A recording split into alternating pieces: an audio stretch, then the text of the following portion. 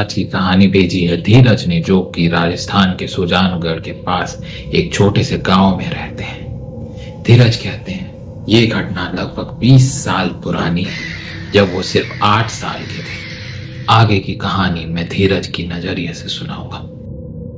मेरा नाम धीरज है। मैं तब सिर्फ 8 साल का था।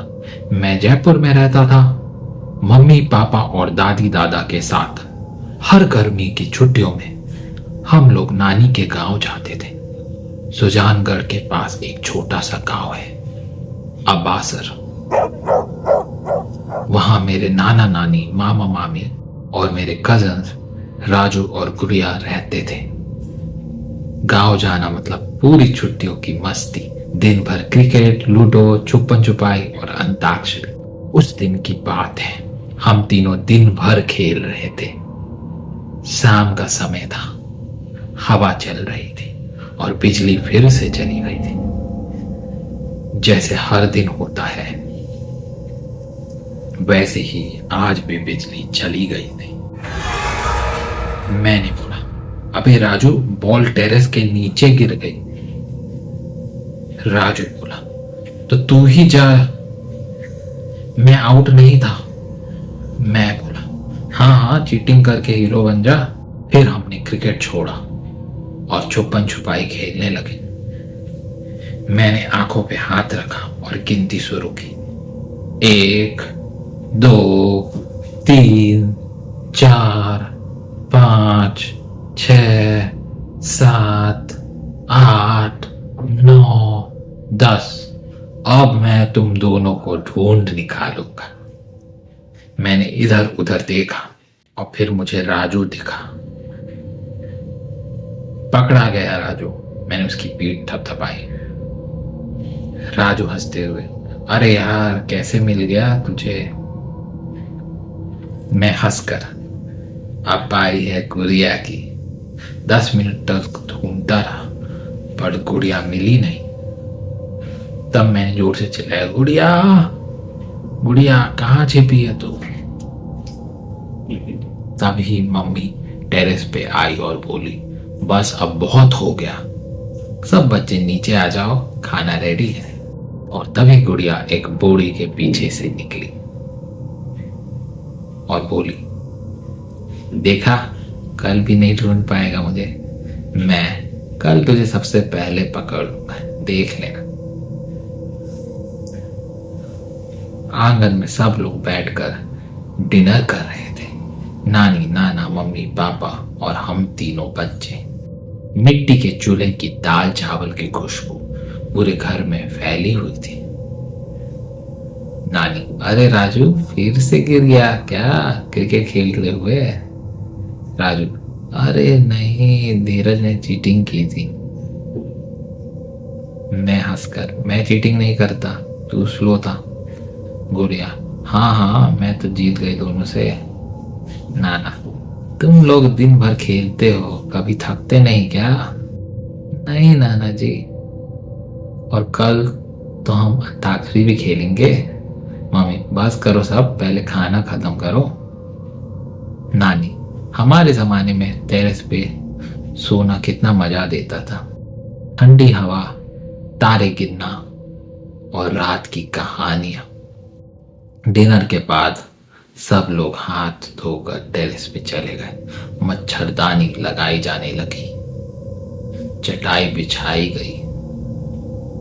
आसमान तारों से भरा था, ठंडी हवा चल रही थी और धीरे धीरे सब लोग नींद में खो गए। मैं भी सो गया। पर आधी रात को मेरी आंख अचानक से खुल गई।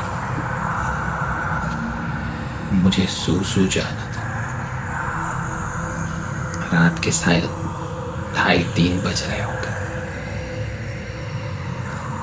घर के अंदर टॉयलेट तो था नहीं, वो आंगन के पास वरांडा में था।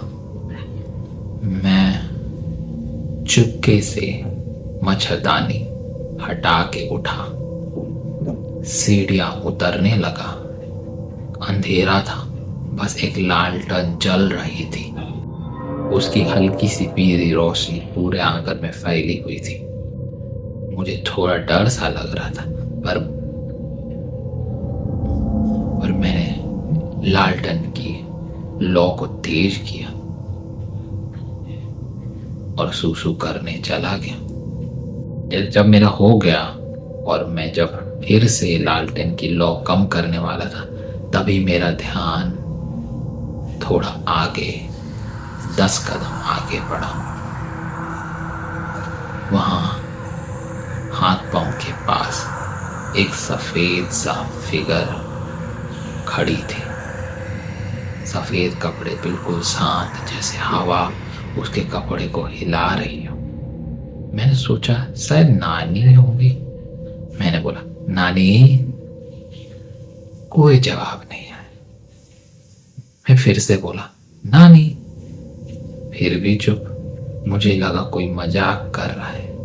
मैं थोड़ा आगे बढ़ा और तभी वो सफेद चेहरा सीधा हवा में उड़ गया। मैं जम सा ही गया। उसने ऊपर से मुझे देखा। एक खौफनाक सा चेहरा, उसकी आंखें ही नहीं थी और बहुत ही क्रीपी सी मुस्कान थी। वो फिगर ऊपर उड़ता गया और धीरे धीरे आसमान में जाकर गायब सा हो गया। मैं कुछ सेकंड्स के लिए बिल्कुल नहीं हिल पाया, फिर अचानक से दौड़ पड़ा सीधा टेरेस की तरफ। मैं जोर जोर से चिल्लाया, मम्मी पापा। सब लोग उठ गए। मम्मी ने मुझे गले लगाया। क्या हुआ बेटा? मैं रोते हुए सब कुछ बता दिया। नानी, वो चुड़ैल थी, बरगद के पेड़ पे रहती है, कभी कभी रात में दिख जाती है। मम्मी ने कहा, बेटा अकेले मत जाना था ना, मुझे उठा देता। और उस रात के बाद से मैंने कभी ऐसा कुछ नहीं देखा, लेकिन उस रात की याद आज भी मेरे अंदर कहीं जिंदा है। कभी कभी हवा तेज चलती है, मुझे लगता है वो सफेद सी चुड़ैल कहीं आसपास मुझे देख रही है।